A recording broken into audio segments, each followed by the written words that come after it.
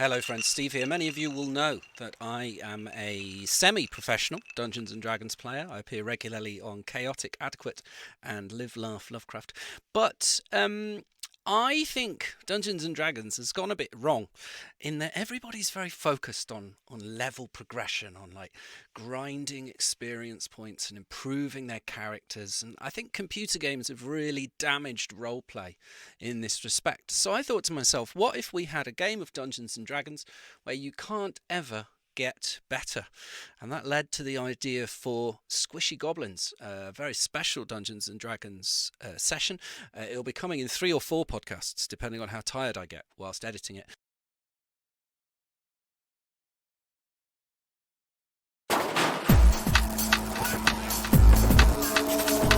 Self-indulgence. Conceptual mindfuckery. If no one knows and no one cares, that's the only way you can get away with anything in this world. Hello friends, welcome to a Dungeons & Dragons experiment called Squishy Goblins. I'm your Dungeon Master for the day. My name's Steve Cross. You can hear me on the world famous Dungeons & Dragons podcast, Chaotic Adequate, and the not yet out Dungeons & Dragons podcast, Love, Laugh, Live, Long and Lovecraft. On the subject of which, Sam, would you like to say hi to anyone who might listen to this in the future? Hello, friends. I'm Sam. And yeah, similarly, you can hear me on Loving, Living Long and Loving Crafts, which is a cross-stitch and Dungeons and Dragons podcast. Yeah. You know, I invented cross-stitch. That's why So it's I called hear. that. So I hear. But yeah, and I master some dungeons and people there. But yeah, that's what I do. Amazing. And Kat, hello, who are you? Hello, I'm Caterina, but everybody can call me Kat. I'm fine with that. Yeah, I'm here to be a Squishy Goblin. Now let's fly over and find out who Faz is. Hi, I'm Faz, and I'm here to play Dungeons & Dragons. I think you recorded the first time I played Dungeons & Dragons on Chaotic Adequate, on the Two Allure Adventures. So hopefully, where you played Captain Bad Ass Face. Yes, that's right, Captain Badass Face. Bad Ass Face, yeah. Yeah, exactly. You're right. That's exactly his name. Our adventure begins as follows. You all snap awake. You are 1,000 feet in the air and falling. Go. Shit! Shit! And okay, right. So, oh Lord, Cedric, the doorman, please accompany us into the next laugh. This is not a plan, actually. I'm just praying, but does any of you have a plan? Do we see in which direction we're falling?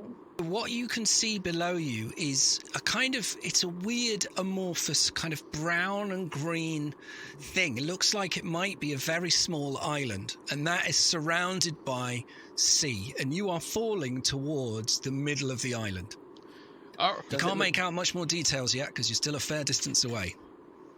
I would like to mock the island. Are you going to use vicious mockery on an island? Yes. I point to the island. I go, loser. The island has to succeed on a wisdom saving throw or take 1d4. Oh no, it can't hear you. The target can't hear you. It's too far away, I'm afraid. Nice. Oh, I mean, it would I'm have taken surprised. 1d4 psychic damage, which could have done terrible damage to what appears to be an island. Would anyone like to take any other actions this round? I think... I'd like to give guidance for her to hold an action to mock the island when we get near in range. Yeah. Okay, good. When you get in range, you will automatically mock the island. Yes. I'm just gonna hang out until we fall in a bit closer, see what's going on. Okay, brilliant. That's the end of one round. You're now 500 feet in the air and falling fast. I feel that's still out of range. Caterina, you mock the island viciously. Yeah. The island fails its saving throw rather predictably. And would you like to roll a d4 to find out how much psychic damage you did to the island? 4 maximum damage. Oh, yeah. Amazing. Yeah, the island now has I don't know, 10,000 hit points minus 4. It's an island. Brilliant. Anyone else want to do anything? That's Caterina's action for this round. I should say, as you keep falling, you notice that the island doesn't seem to be an island. It's a really it's made up of many, many smaller things. And in the middle of the island, you can see what appear to be 3 large rods of wood sticking up with sideways rods of wood across them. It's all in the middle of this, and then as you get closer you realise what you thought was an island is actually a pile of thousands and thousands of dead goblins. Oh wow. I would like to mock the dead goblins. I like to say, you're not even an island. Okay, they take well, they obviously they can't make a wisdom saving throw due to being already dead, and then their corpses all take 4 psychic damage, which transfers to their souls, which are all immediately ripped out of heaven and sent to hell. You have just condemned thousands of your kin to an eternity of suffering. Great use of vicious mockery. I squint and I look. I hope it's a cantrip. You haven't burned all your spell slots. It is a cantrip. Faz, do you want to take any actions this round? Oh yeah, no, let me think. What? Do you want to level up and get the spell fly? Because it's a bit late. I mean, if you let me level up, then yes, definitely. But no. Okay, then in that case, You haven't done anything. What do you want XP for saying the word guidance? You don't get XP for that. Don't worry, friends. You will be all right, by the way. Okay, in that case, in case you're like, this is a short game based around a logic problem we don't understand. Yeah. Okay, I'm gonna prepare spare the dying for when I hit. So, okay, good. How many hit points do you have, Faz? Oh, I have 10. They're all going, but this round ends and you all crash at full D&D falling speed into a massive pile of dead goblins, and you each take 20d6 damage. So Faz, you've taken 75 damage. Spare the dying your way out of that. Caterina, you've taken 73 damage, and Sam, lucky with only 60 damage. Very nice. You are each converted to just a mess of bits of broken goblin that splatter across the bits of the goblin. There is darkness, and there is peace. And then there's light again. The 3 of you wake up fine, with all of your hit points back, all any spell slots you've used back. You feel great. Oh, thank God. And a figure walks over at what is now a pile of dead goblins. A human figure in completely clothed in what could be like a boiler suit with a hood, essentially, in red, because he knew he was going to get a lot of blood splattered all over him. He walks over to you, pulls up his hood, and he looks down at you. He goes, Are you three okay? Well, I was okay, and then I've seen all these dead bodies, and now there is a tall person. And the implication here is that you may have played some role in, frankly, the decimation of our race. So no, I'm not okay. That was Can boring. you all do a perception check for me? I rolled a 13. 8. 21. Ooh. So Faz and Sam, as you look around, you notice that all of the dead bits of goblin spread around seem to be the same size as the 3 of you, the same skin colours as the 3 of you, wearing pretty much the same outfits with a few tiny variations of, detailing and style. If you see a head, you notice that it has a very similar face to one of the 3 of you. Does this mean I take vicious mockery damage? The hooded figure says, to those of you who haven't spoken, Sam has spoken. He turns to the other 2 and he goes, he clicks his fingers in your face. He goes, hello? Are you there? Are you okay? Wait. I'm fine. Hold on a second. This one might be all right. I'm not sure if he's defective or not. You, come on. Are you with us?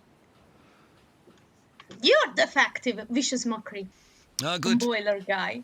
Feisty. This is a very powerful wizard you're dealing with here. He just counterspells you instantly because he's got that many spell slots. He'll burn them on resisting cantrips. Faz, what were you going to say? I guess I'm I'm a lot less flat than I expected. Perfect. He says, okay, well, marvelous news. Turns around, Captain, I think we've got 3 that work. We can set sail. He turns to the 3 of you. As he starts talking to you, the ship's, because it's a ship in the middle of this dead pile of goblins, the ship's sails unfurl, and the ship starts to sail out, leaving this pile of goblins, which slowly slips sideways and sinks into the ocean, polluting that area for hundreds of years. But after those hundreds of years of the rotting have finished, creating an incredible reef made entirely of goblin bones. And he was hooded, he's pulled his hood back, and he says to the 3 of you, I have a proposition for you all, and the basics of the proposition is this. How would you like to live forever? I mean, not quite forever, eventually you'll wear down, but to live many hundreds of goblin lifetimes within this world. Does this sound appealing? Because literally it's all I have to offer. If this doesn't sound appealing, we'll have to get some different goblins. Apparently sounds delightful, really. Yeah. I'm not feeling like we have a choice, but it's a good choice. I mean, You are one of the clever goblins, I can tell. Is this more like a legendary thing, Fantastic. like metaphor, or are we actually going to live forever? Well, it won't quite be forever, but if my calculations are correct, it should be possible for you to live hundreds of goblin lifetimes until your souls themselves become so tired that they seek eternal rest. Your bodies should maintain you for as long as you like. But in return for this great gift, my friends and I want to say a favor, but you might call it a quest.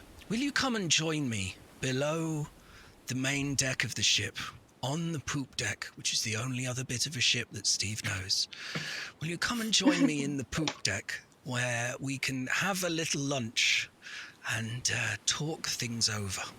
Just to clarify, this ain't a euphemism, the thing that I heard of. Like, I'm not going to be saying I'm not okay with it, but, I just want to be clear. What's your name, friend? My name is Yarick. Yarick Hawkhead. Okay. He turns to the other 2 of you and says, what are your names? As he says this, 2 figures entirely also in red overalls come out from below decks holding brooms and just start brushing bits of dead goblin off the deck and into the sea. Like, the ship it's pretty well camouflaged with goblin ichor. Like red and brown and black is just splattered everywhere. But, they're not going to be able to clean that off till they've got the full facilities of a port. Well, I'm not actually strictly comfortable telling you my name. Similarly, Okay, well, not strictly comfortable going under the deck. I'm naturally distrustful of people taller than me. It's a psychological condition, really. He says to you, would this help? Snaps his fingers and instantly becomes a goblin. Yes, I feel somewhat more comfortable. Would you feel more comfortable if I spoke to you in my human voice, or would you like me to adopt a goblin tone? Can we try both and then we can decide? I'll flip between as I go along. Right, what I want you to do is all come down into the lower deck, where we have a wonderful repast prepared for whoever survived. And it was you! All the important parts of that sentence were said in a way that frankly made me feel thoroughly reassured. Yeah, I know I'll come. Free food, free food! What I'm saying is, come and join me for lunch, and let's talk about how you can achieve eternal life, and not in a weird religious way. Not that I've anything against religious goblins, he says, looking at Faz.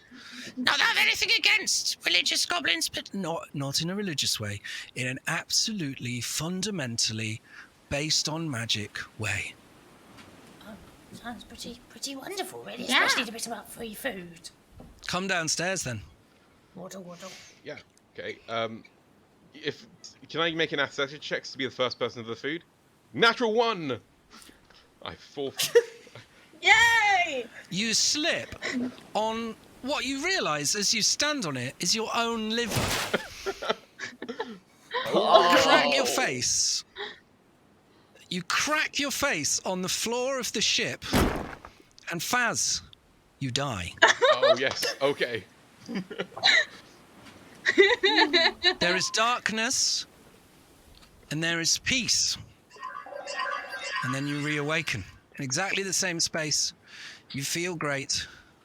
Eternal life of the body. Faz, by the way, you also don't remember anything that happened since the beginning of the game. So you now don't know who these two goblins are next to you. You don't know why the ship is covered in what appears to be mashed bits of goblin. And there is a hooded... He's taken his hood down, but what a tiny goblin in all red, covered in goblin blood, beckoning you to lunch. Are you my dad? Right, so this is one of the side effects. I was going to tell you about this over lunch, but maybe we should do it now. You can die and come back to life, but every time you come back to life, you will forget everything that has happened before. And you'll need someone to explain it to you, so I'll explain it. Because you remember your name, don't you? What's your name? Yarick Harkad. Perfect. You remember your silly voice as well. And these two goblins are your friends. The three of you have agreed to take on an extremely important magical quest in return for the gift of eternal life, which you yourself have just demonstrated by slipping on your liver and smashing your head so hard that you died. But then you came back to life. Yeah, This is one of the side effects. I I would meant to remember. tell you about them over lunch. I know that if I said free food, you would come along and do whatever it was I was suggesting. You move downstairs into the poop deck, the only other bit of the ship that I know. And laid out on a table, there is nothing. But the small goblin, all in red, turns to you and says, Goblin friends, what are your favourite foods? Let's sort out some foods for you. I'd like a kebab from just after midnight, you know, the really awful kind. Okay, so you want the dirtiest Turkish style, Greek style, just marinated, cooked mystery meat surrounded by bread and limp salad. Yeah, from a place that sells not only a kebab, but fish and chips and pizza, so you know they really put so much effort in. He snaps his fingers and 3 of those appear. 2 of them mystery meat and 1 halloumi in case you've decided to go on a health kick. And the rest of you, what are your favourite foods? Pancakes! Thanks for making me do this voice, Sam. Pancakes? Yeah. He snaps his finger. A stack of crepes appears. A stack of Scotch pancakes appears. A stack of American pancakes with a single blueberry and maple syrup on top appears. And a human figure dressed in black tie appears with a pan and a small heater, a small magical fire underneath. And they start flaming Grand Marnier and orange over some in order to make you crepes Suzette. Yeah. Pick the kind of pancake you like the most. I grab all of them and I mix them like playing cards, well- so I can eat them all together. Yeah. Incredible. Do you want to give me a quick acrobatics check for that one? Yeah. 10. No, 15. The stack that you make is lovely and stable. You manage to put it together with such dexterity that you have a stack of it and you can like scrape your big front goblin teeth down like cutting the meat off a doner kebab thing. And you can take like pancake strips all the way down it with different layers of cream and jam and maple syrup and stuff all the way through. And like, you don't need me to tell you this. It's the best food you've ever had. And you, friend, he says, pointing at Sam, what's your favourite food? Well, I hate to be difficult, but I'm not a big fan of eating meat, so just a side salad will do. A salad appears that is as large as one side of you. It's 3 foot long. Is Spread it along the table shaped? because he didn't quite understand what you meant, so he just went for the nearest side, the one that was most relevant to you. Well, thank Before you we for begin, calling. friends, I need you all to hold out your hands and tell me your names. You hold out your hands. Faz's hands are obviously covered in grease and yogurt dip and chili. Cat's hands are covered in just crumbs and syrup. And Sam's hands are covered in thinly sliced fennel, I don't know. Can you tell me all of your names? My name is Yarick Harkad. Amazing. Snuffle fingers. Perfect. I'm Lincoln Pop. Magically burned into your hands. Each of you, your right hand says, my name is, and then your name. And your other hand says, my friends are, and then the other two characters' names. Because mechanically, you might need that. Like total party kill, we can't do, but total party amnesia is a major problem. So on your hands, it just says your name and it says my friends are and the other two. So you've, like, think Memento, right? You're whoever it was, Keanu Reeves in Memento, I don't know. John G has murdered your wife or whatever it is. Okay, good. I look at my So he hands. serves up the food and he says to you, And I go, oh yeah, words. Yeah, I understand. your hands smell amazing, by the way, because as the magical laser etched it in, some of the syrup burned off and just the smell is absolutely incredible. Faz's hands smell like the bottom of a deep fryer that's being cleaned. Why hast thou cursed me? He says to all of you, as you can see, friends, my associates and I are very powerful in magic. But there is a new threat to magic in this world, and you have been summoned here to help us put an end to this threat to magic that is called science. Oh no. I don't like the sound of it. As you've been able to see, my magic allows me to summon anything from anywhere, and yet where there is a lot of science, we find the magic cannot penetrate, and it is undermining our powers. Wherever there is a lot of science, magic is driven away.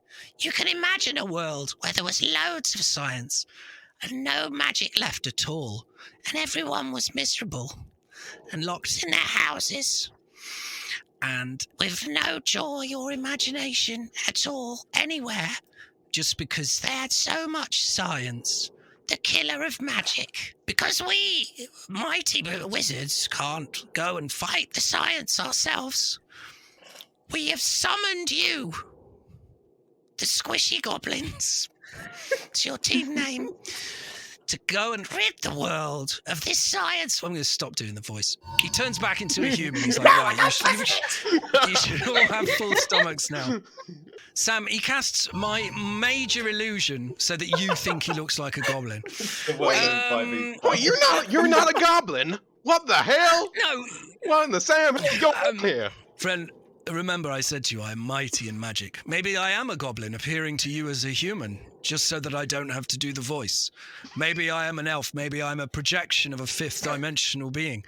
What matters to you is that I offer you eternal life. And all you have to do for me is rid this world of the evils of science. I just want to ask a question. So you say Please, you can't question use magic. away. There's plenty more goblins where you came from. You can't use magic. No, it's okay for me. I don't specialise in any form of magic. My friend here. Now either it's a very nasty laugh or there's some magic going on there. Will that be a problem when we face science? We have done some experiments with this. We have sent people there before, and it seems that weak magic, the kind of magic that a level 1 goblin might cast, whatever a level 1 is, doesn't exist in the world, is fine. Science doesn't prevent that. But science prevents people like myself, great mages. You know, you can still do a little bit of singing, make things sparkle or whatever it is bards do, and that seems to operate fine. But more serious magics, the magics of war, are blocked by science. So this is the quest we have for you, and just to explain how you came to be here, we're going to use science's weapons against itself, because the coming of science to this land created infinite parallel universes of this land. You know, of course, that traditionally we think of the realm of the living, the hells of the dead, the planes of the elementals. But the coming of science brought an infinite number of those sets of things. And we have been casting, my powerful mage friends and I, as he says that, there's a splash, there's a particularly large chunk of goblin torso goes off the side. My mage friends and I have been summoning goblins from different parallel universes, trying to find the parallel universe where, by pure chance, our world's sun would give those goblins eternal life. As you can see, we summoned goblins from many, many parallel universes before we found you. But it seems to us that this strange magical combination means that you do always return to life, albeit with your brain wiped, every time your body is killed.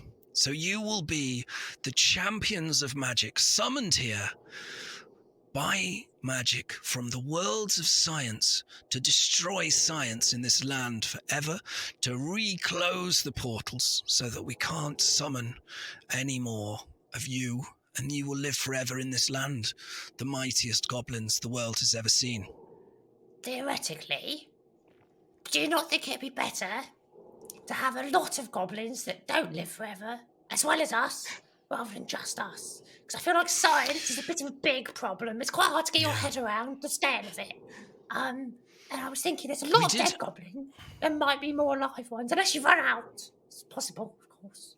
We did think of this, but let me explain some maths to you, young goblin.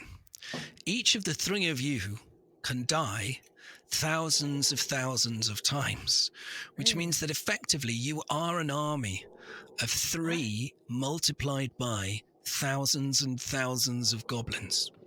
Yeah. It takes great energy to pull beings from other universes. 3 was the most that we could justify in the current budget.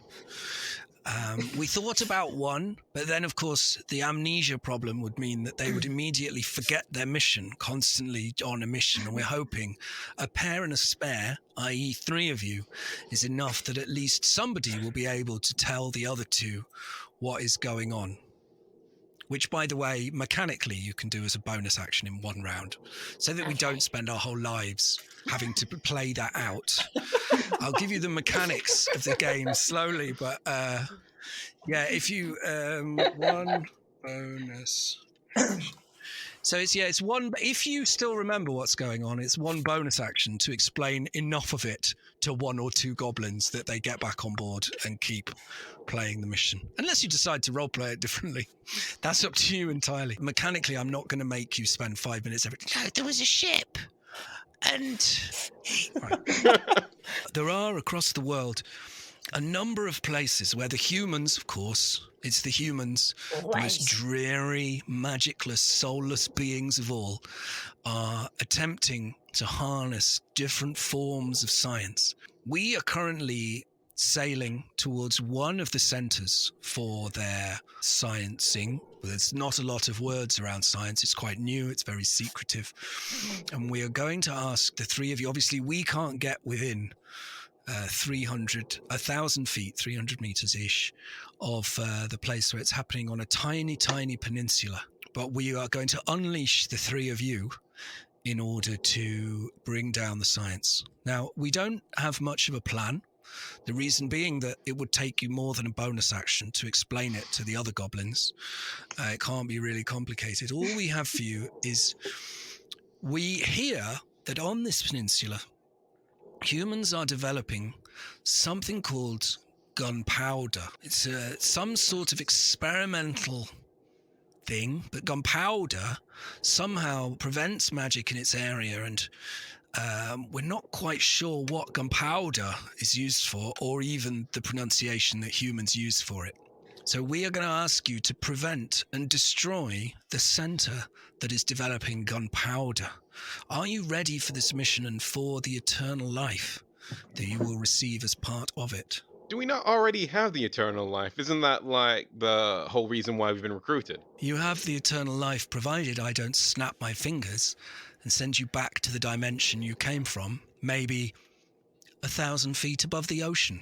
But if... Okay, yeah. Reasonable. Yeah. One question though, just quickly.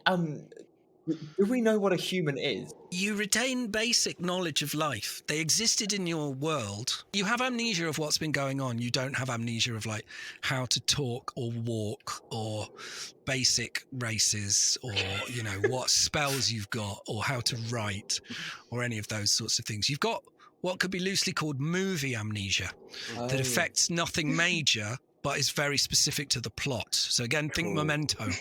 He still knows how to drive, but he can't remember where he's driven to. I was just thinking, you said 300 feet away from a peninsula. Are you going to drop us off on land, or do we have to swim? This is we're going to ask you to make the decision. There are 3 approaches to the peninsula.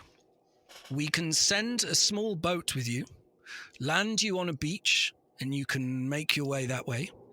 We can sail around the peninsula, drop you off on the trail that leads to the peninsula, and you can approach by land, or, as you know, we can send you in by air. There's 3 of us, there's 3 approaches. I vote we each go. No, don't fucking split the party.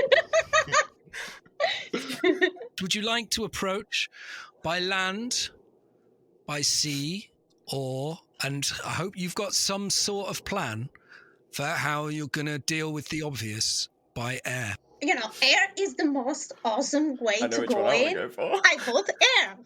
I have As no long as plan. we can write a note about what's going on, because obviously, if the 3 of us die, we can't explain. Can any of you write? I can't even read. That's a proper goblin. Goblins shouldn't have high int. It should be illegal to have a high int goblin. Right, so discuss amongst yourselves. Decide how you're going to do. Do you want land, air, or sea? And how are you going to plan around it if you're going air? I would suggest pictograms depicting we kill everything we get on the island except things that look like us. So pictogram with big ears equals not kill. Pictogram without big ears equals kill. Do y'all know what a pictogram is? No, what's a pictogram? No. I kill myself. I believe it's been established that my colleagues can't read. So pictures. Only one of you needs to be able to read. You read it to them, don't you? So while he's drawing, I was just having a think. If we drop it from there, we're going to die anyway. My thinking was, if we could maybe tie some bags of rocks to ourselves, and as we go, cut them loose, like an airstrike, really. Just an effective way to clear the area, so we have time to adjust to our surroundings once we've landed. Maybe set fire to us as well. Could be fun. The powerful mage says, obviously, we can help you in any way you want. If you want rocks, we can give you rocks. If you want rocks on fire, we can give you rocks on fire. We can't give you anything magical. We can't cast a fireball down with you. We'd have to... Looks clear to me. That's what we're going with. So if you're listening to this in audio form, Faz has drawn a stick figure and a skull with an arrow pointing at the stick figure, and a stick figure with large ears like a goblin, and an arrow pointing at that with a skull. The skull is crossed out, suggesting that goblins don't have skulls. You don't throw skulls at them, or we'll find out how these characters interpret the pictograms. So have you decided you're going... Oh, sorry, back in character. Have you decided you would like to take the air route? Yeah! I agree with my colleagues. And is there anything that you would like us to provide to help you going in by the air route? Rocks. Yeah. Bags full of rocks. Parachutes? Hundreds of them, as many as I can carry. Give me an idea of how many rocks you want. Well, to be fair, I'm falling anyway. I'm going to hit terminal velocity. I don't know. You are. 60 bags of rocks. If you give me 1,000 feet, I can probably get them out of the bags. They'll hit terminal velocity too. Just pure chaos. That's what I'm thinking. Okay. Can I have the same but on fire? Yes. Nico is desperately trying to count Caterina, on would their your character fingers. like to be dropped? They're counting on their fingers. How many? 60, but they lose count after 4, and they don't know how to proceed after that. And go 4. Faz, you did say parachute at one point. You sure you don't want a parachute? Oh, parachute. Actually, yeah, I'll take a parachute. Okay, good. So the other 2 of you are going to drop with rocks. Yeah. Faz is going to drop with a parachute with flaming rocks. Do you still want the flaming rocks, Faz? I've got my heart set on those flaming rocks. I really feel that they're really important. Okay. Weapons as well, probably useful. Because right now, I'm just got wearing rocks? clothes. Oh yeah. Yeah. What kind of sorry, mage voice. What kind of weapons would you like us to provide? Can I have a really big Hello. stick? Just a real, Yes. yeah. A half staff. It's like a quarter staff, double length. Pole vaulters use them. Ooh. No, we'll give you a quarter staff. You're only a goblin. Even a quarter staff is almost as big as you. Yeah. A half staff. Imagine the size of a staff. You'd have to worry about getting struck by lightning all the time. And Nico. I would like something to hit people from a distance. More rocks. And I would like an air horn. An air horn. And another musical Air instrument. horn sounds to me like a scientific device. You know, my people cannot possibly work, and we can't give you a magical one because it wouldn't work. So no air horn, but you can have something for hitting people from a distance. And he hands you a slingshot. Seems more goblin-y. I mean, you can have a short bow if you want one instead. Have whatever's on your character sheet, friends. Okay, he says, it sounds like we're all prepared. It's important to us that this happens quickly and that science is rid from the world. Let's go. He snaps his fingers.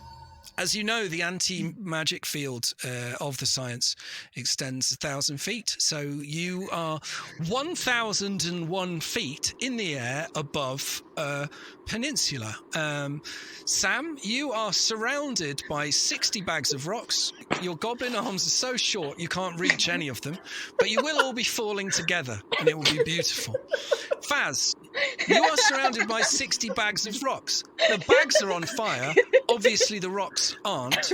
The fires go out immediately because there's massive amounts of air rushing past them. You also have a parachute strapped to your back. Feel free to pull the cord at any time. Caterina, you have also appeared in the air with 4 bags of rocks around you. You can't reach them. And in fact, they're just clashing into Sam's bags of rocks and Faz's bags of rocks. And essentially, what is going down is a sphere of rocks with the 3 of you somewhere in the middle of it. Unless Faz pulls his parachute. You look down through all of the rocks. You can see a small peninsula. You can see the sea wrapping around a long, thin area of land. There appears to be a built-up area in the middle of Sam's face. And below that, a beach. And above it, small woods. And you are heading down towards the small woods at great speed. Would anyone like to do anything? Squishy Goblins was and will be brought to you by me, Steve Cross. I did all the editing and the production and all that sort of thing. It starred Fazalam and Sam McKay and Caterina Pace. Do join us for more episodes mixed in with all the other stuff that we'll be doing. See you next time.